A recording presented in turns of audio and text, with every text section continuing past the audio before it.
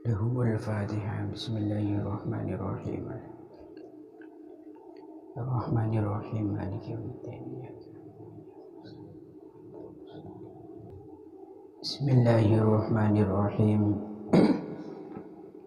Faqad qala al-mu'allif rahimahullahu ta'ala wa nafa'na bihi wa bi'ulumihi wa bi asrarihi fid dharain. Amin. Allahumma amin. Bismillahirrahmanirrahim. Khatimatul majlis. Nikah sebagai penutup dari al-hadisul awal gitu ya.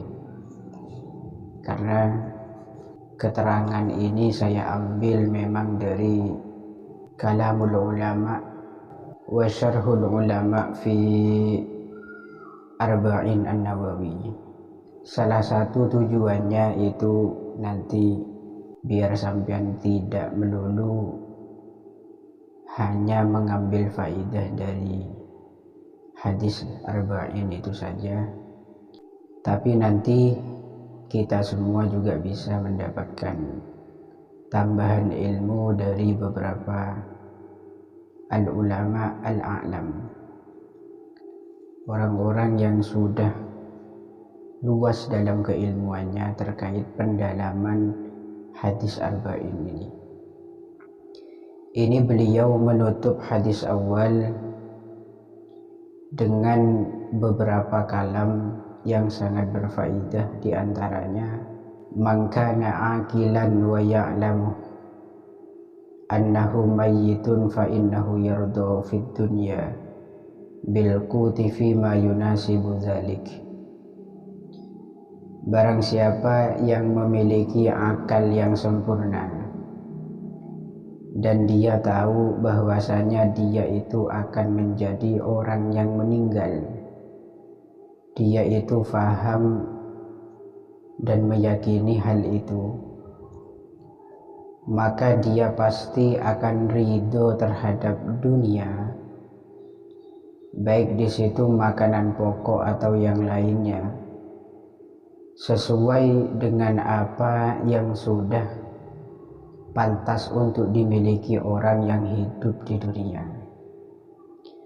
Artinya orang itu jika punya akal yang sempurna dan sudah ngerti bahwa dirinya itu akan mati, pasti dia meyakini hidup di dunia itu tidak akan bertahan lama. Ada batasan-batasan waktu tertentu, dan itu mutanawwa, beraneka ragam, sesuai dengan qada-qadarnya Allah. Ada orang itu hidup di dunia melebihi 100 tahun usianya, ada yang lumrahnya umat Muhammad yaitu 60-an, sekitar 60-an. Dan ini kan mangkana kulit tibi ini kan makin umur belu lekor, man belu lekor kesebida, ada man ukuran normal itu kan kare 32 kan, iya kan?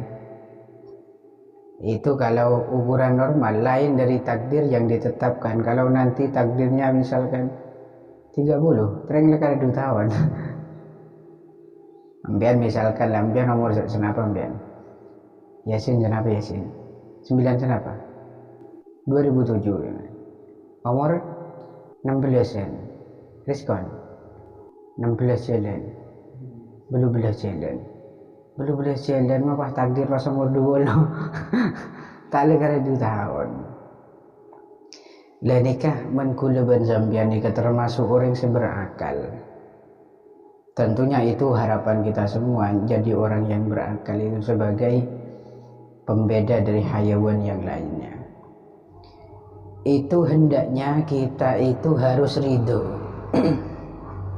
Ridho ini rela dengan apa yang sudah Allah tetapkan kepada kita, baik urusan rezeki, umur, jodoh atau yang lainnya, itu harus kita nerima.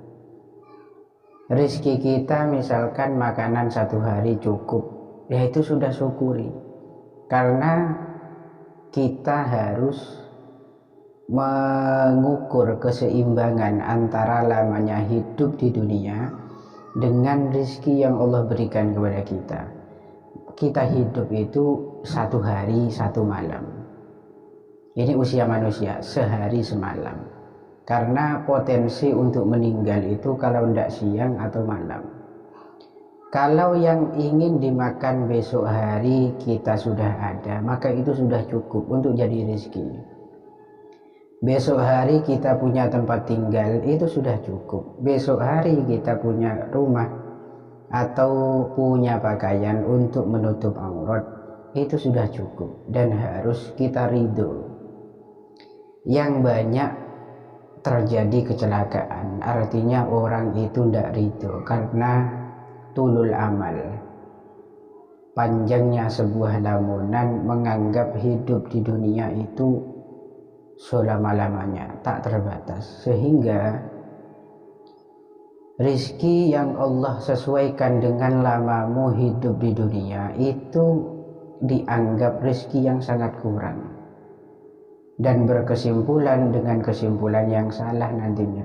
Allah itu tak adil kepada saya, kok saya ditakdir orang melarat. Padahal jika melihat lebih dalam lagi, kita berpikir jauh lagi, kita hidup di dunia itu tujuannya hanya satu, ibadah ke Pangeran. Kalau ibadah ke Pangeran kita itu sudah mampu, punya energi tubuh, kekuatan tubuh, walau makan hanya sepiring dalam 1 hari, tapi kuat digunakan ibadah, berarti kan mencapai tujuan. Beda dengan orang yang kaya raya, banyak uang, tapi lupa akan ibadah, lupa akan tujuan hidup, berarti kan hakikatnya dia belum mencapai tujuan sejati. Nah, ini yang harus kita syukuri. Kita walaupun nanti misalkan takdir tidak punya rezeki, tapi mampu taat, itu sebetulnya rezeki yang luar biasa. Itu yang pertama. Wa yashtaghilu bi amalil akhirah fa innal akhirata hiya darul qarar wad dunya darul fana. Kita orang yang berakal harus sibuk dengan melakukan amalan-amalan akhirat. Kenapa? Karena akhirat itu darul qarar, kehidupan yang abadi, selama-lamanya di sana, tanpa batas. Sedangkan dunia itu darul fana, kehidupan yang akan rusak. Makanya saya sering mengingatkan, kalau kita itu sedih di dunia, maka ingatlah betul bahwa kesedihan itu tidak akan selama-lamanya. Kalau kita itu misalkan senang pun di dunia, itu pun tidak akan selama-lamanya. Ada masa tenggangnya, ada batas waktunya di dunia. Kalau kita di dunia tanazzuh, bertamasya, pergi refreshing, atau kita bangga dengan keluarga, bangga dengan harta kekayaan, itu pun ada batas, sampai mati sudah tidak ada. Dan karena itu hendaknya kita memang sibuk dengan amalan-amalan akhirat. Lalu Sayyidina Ali ibni Abi Thalib karramallahu wajhah, beliau pernah mengatakan, qadir tahalatid dunya mudbiratan wal akhiratu muqbilatan. Dunia itu semakin lama berjalan semakin mundur. Berjalan mundur artinya membelakangi kita, dan tambah lama tambah menjauh dari kita, itu dunia. Tambah lama kita akan semakin jauh dari dunia, artinya kita semakin lama tambah dekat dengan akhirat. Kenapa? Karena umur itu tidak bertambah lebih jauh dari kematian, melainkan lebih dekat dengan kematian. Tentu secara akal logikanya kita, semakin waktu itu berkurang, maka semakin dekat kita dengan ajal, masa kematian. 100 setiap hari dikurangi satu, tambah lama pasti mendekati ya 100 itu. Sehingga kalau kita simpulkan dari perkataan Sayyidina Ali ini, maka kita harus sadari sesetia apapun kita terhadap dunia, seberapa besar cinta kita terhadap dunia, pada ujung-ujungnya dunia akan pergi dari kita. Fakunu min abna'il akhirah, maka jadilah kamu itu anak-anaknya akhirat, anak yang selalu mengabdikan diri kepada Allah untuk kepentingan akhirat. Wala takunu min abna'id dunya, dan jangan sampai kamu menjadi budak dunia. Setiap harinya tidak bisa bahagia kalau tanpa dunia. Mau ini tidak ada uang maka tidak bisa. Mau bahagia tanpa uang tidak bisa. Sedih itu bisa terjadi karena ketika tidak ada uang. Jangan sampai demikian. Fa innal yawma amalun la hisab. Fa innal yawma amalun wala hisab. Karena hari ini itu kita memiliki peluang besar untuk beramal namun tidak ada hisab. Kita hidup di dunia ini hanya berbuat, hisab masih belum ada. Masih belum dihitung amalnya oleh malaikat, oleh Gusti Allah. Namun wa ghadan hisabun wala amal. Di hari besok, di yaumil kiamah, ada hisab namun tidak ada amal sudah. Waktunya dikalkulasi kesalahannya, dosanya, kebaikannya.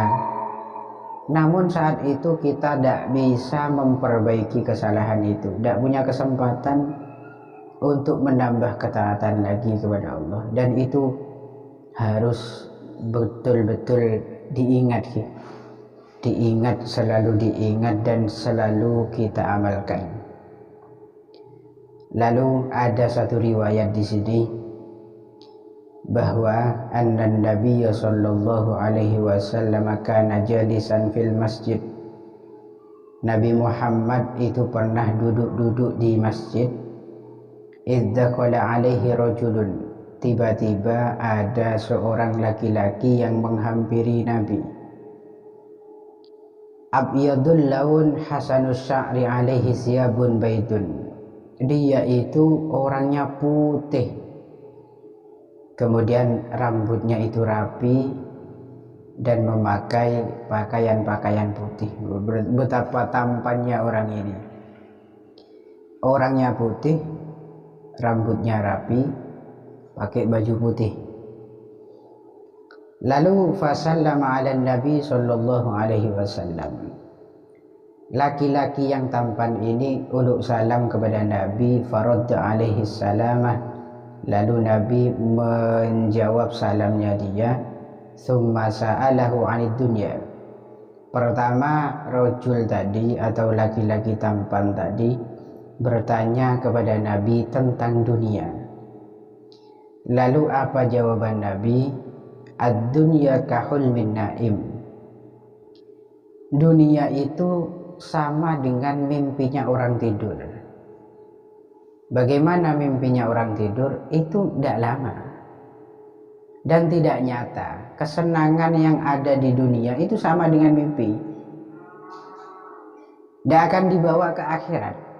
Kamu di dunia punya banyak kebahagiaan dari keluarga, dari teman, dari sahabat, itu tidak akan dibawa ke kubur. Sama dengan kalian tuh mimpi seindah apapun, maka mimpi itu tidak akan terwujud di dunia. Tetap indahnya hanya dalam tidur. Wa ahluha majazuna wa mu'aqabuna. Namun penduduk dunia itu nanti akan dibalas dan akan disiksa oleh Gusti Allah sesuai dengan amalnya. Akan mendapatkan balasan semua.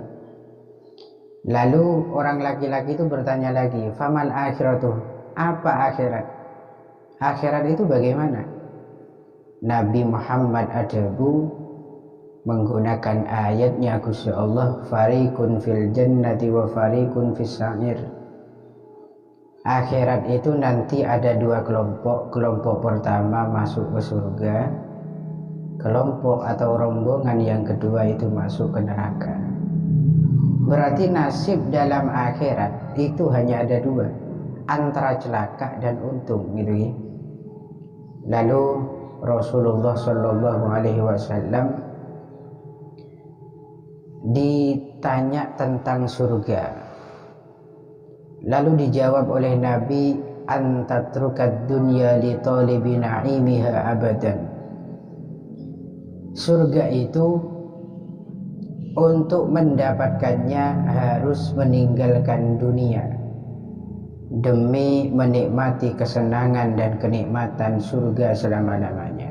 Ini kan Nabi yang memberikan solusi, tinggalkan dunia. Lalu bagaimana tentang kebaikan umat ini?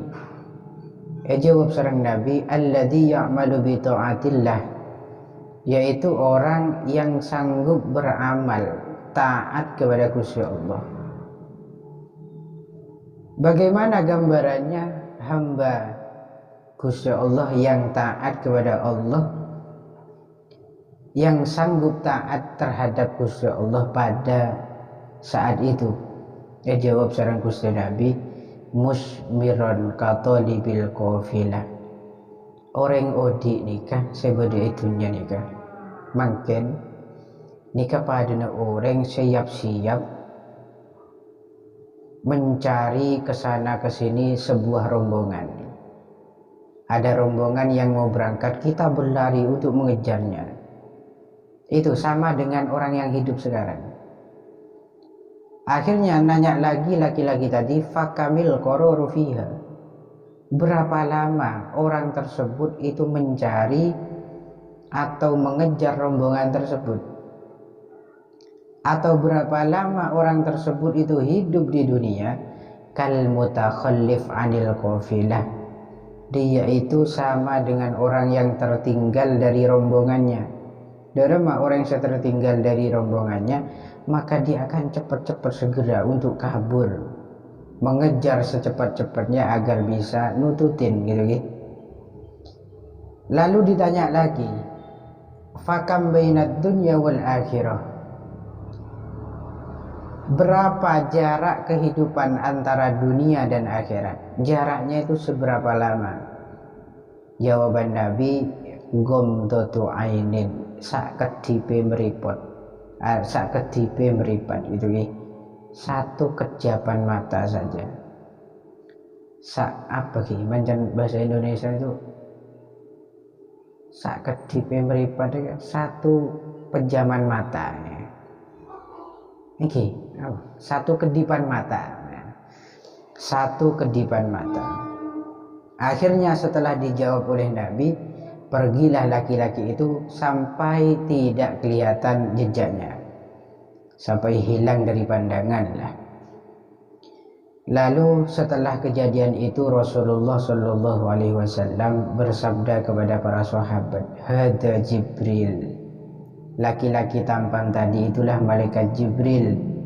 Atakum bizuhdikum fid dunya, atakum yuzhidukum fid dunya. Jibril itu datang kepada kalian agar kamu itu membenci dunia, agar kamu itu bisa jadi orang zuhud dan mementingkan dunia, gitu kan? Dan ini karena dari pentingnya kisah ini diangkat dalam kitab ini, betul-betul harapannya kita semoga tak terlena akan kemewahan gemerlap daripada dunia. Jangan sampai karena banyak korban-korban yang sudah menyesali ini semua dari kalangan kaum-kaum sebelum kita, manusia-manusia sebelum kita itu banyak yang demikian. Imam Ibnu Abbas radhiyallahu taala anhuma, beliau mengatakan, yu'tabid dunya yaumal qiyamati ala surati ajuzin samto'ah zarqo'ah. Nanti di hari kiamat dunia itu Allah datangkan dalam bentuk perempuan nenek yang sudah tua renta. Ini kalau kamu ingin tahu betul seperti apa wujud aslinya dunia. Dunia itu nanti di yaumil kiamah itu sama dengan nenek-nenek yang sudah tua. Sampean bayangkan nenek sihir lah. Nenek sihir di film-film Tom Jerry misalkan, itu kan buat nenek sihir, menakutkan wajahnya, nenek lampir lah. Yang di situ rambutnya sudah beruban, kemudian matanya mau keluar, gigi-giginya keluar semua. Apa pembahasan dina ya nyorngat gitu ya. Bayangkan kalau ada perempuan yang kayak gitu, sudah keriput, tua, lalu rambutnya putih, lalu matanya mau keluar, lalu giginya keluar semua. Kira-kira pertanyaannya, siapa yang senang? Maka tidak akan ada yang senang. La yaroha ahadun illa kariha. Tidak ada satupun orang yang sanggup melihatnya kecuali pasti dia tidak akan suka atau membencinya. Akhirnya nanti di yaumil kiamah ditanyakan kepada orang-orang, hal ta'rifuna hadihi, apakah kamu kenal ini? Perempuan yang tua jelek ini kamu kenal semua? Dijawab oleh masyarakat yang ada di yaumil kiamah, na'udzubillah, saya berlindung kepada Allah dari perempuan jelek ini. Akhirnya dikatakan lagi kepada mereka manusia, hadihid dunya allati tafakhartum biha, inilah dunia yang dulu kamu membanggakan diri dengannya. Kamu itu dulu sombong gara-gara ini. Mobilmu yang dulu kamu sombongkan, pangkatmu, derajatmu, istri-istrimu, atau hartamu yang kamu sombongkan, inilah yang kamu sombongkan. Perempuan yang sangat menjijikkan ini. Wa taqataltum 'alaiha, bahkan kamu dulu sampai saling membunuh antara satu dan yang lain demi memperebutkan perempuan yang sangat jelek ini. Itu kan? Lalu yang terakhir, ini penutup.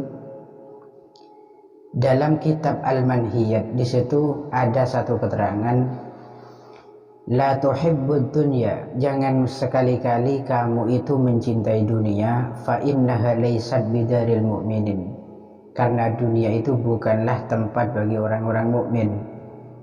Masyhur gitu ki, dunia itu sijnul mukmin, penjara bagi orang yang beriman.